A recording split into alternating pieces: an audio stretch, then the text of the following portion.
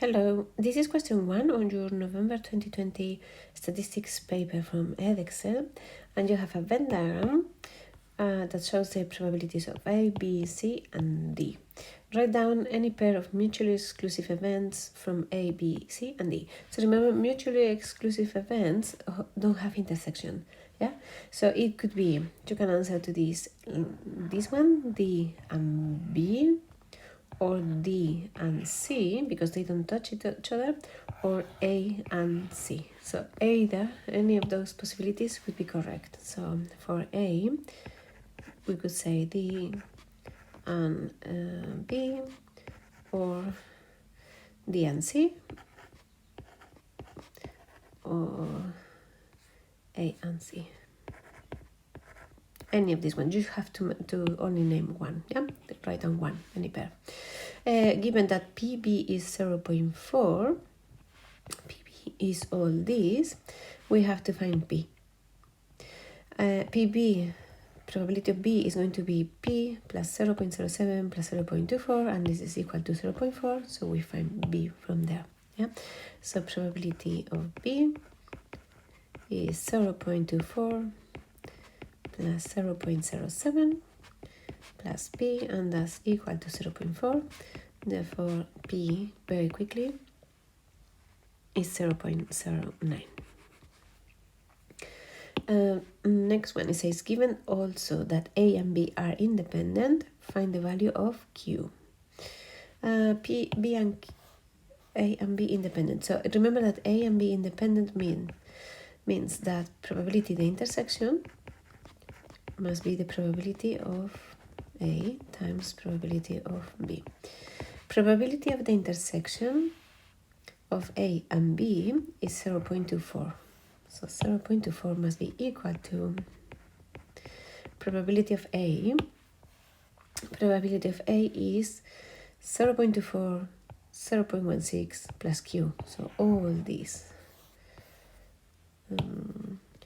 0.24 plus 0.16 plus, what do we say? Q, all times probability of B, that they say before, is 0.4. Yeah, and from here, we just solve the equation very quickly, and we have that Q is 0.2.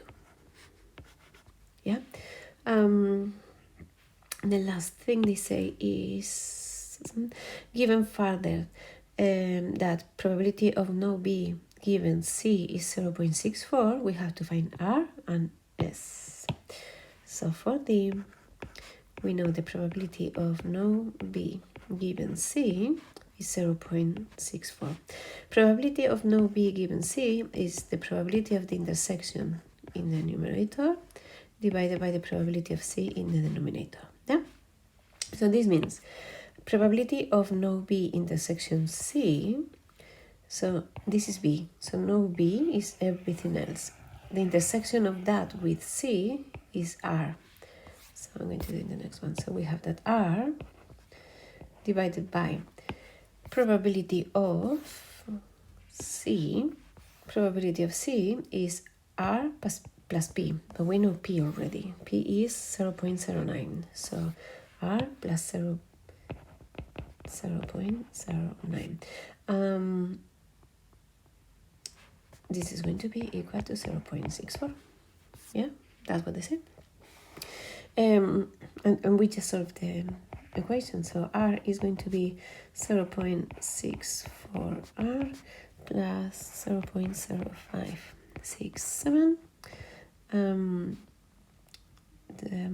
We have R, 1 minus 0.64 is 0.46. R is going to be 0.0567. Therefore, R is 0.16. The last thing they ask is S. Yeah, so, and this is I, this is the first part. And then for S, the other thing that we can apply is that the total of all the numbers must be 1. Yeah, all the probabilities must add up to 1. So we have Q plus 0.16 plus 0.24, and we know the value of Q already. So S is going to be 1 minus all the probabilities added together. So is 0.2, which is Q.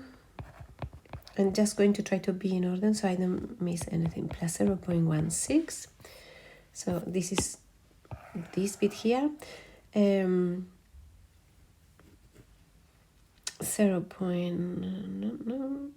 So this bit here, 0.16, 0.2, then probability of B I know is 0.4, and then R, so 0.4, and then R that is 0.16. And from here, this is 0.08. And that's all with this question. It's not too long. It looks complicated because you don't know many of the variables, but they are breaking things down very easily. Yeah, that's all.